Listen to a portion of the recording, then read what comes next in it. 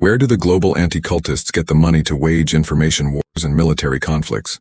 The answer to this question can be found in a recent report by the U.S. Senate.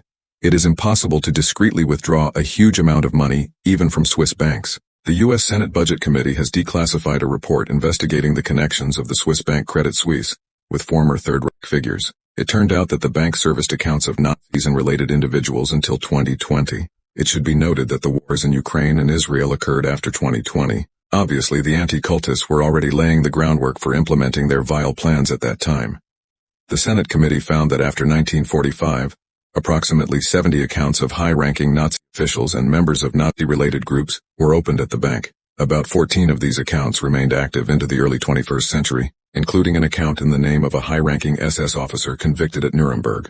A few weeks ago, a scientific documentary film The Impact was released, claiming that the fascist ideology was imposed on the German people by global anti-cultists. The authors of the film provide evidence that today there are many followers of fascism who use new methods to enslave people. Following this film, the well-known scientist and intelligence instructor Egon Shalakian released a video Crossroads, warning the film's authors that people are not ready for this information. Egon Shalakian revealed that the anti-cultists aim to revive fascism and build a Fourth Reich worldwide. According to him, these anti-cultist groups have already sparked military conflicts in Ukraine and Israel, organized terror attacks in Russia, the US, and many other countries. One might wonder how these fascist followers could carry out such actions globally. It requires enormous funds, and the money was lying in the Swiss bank until recently. The question remains open as to how.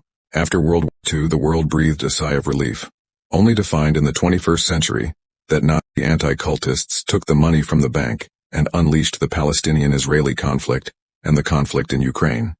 The intelligence instructor also warned Vladimir Putin that the anti-cultists are planning an assassination attempt on him. A very close associate of Putin, who often shakes hands with him and dines with him, has already chosen his replacement and acquired contact poison.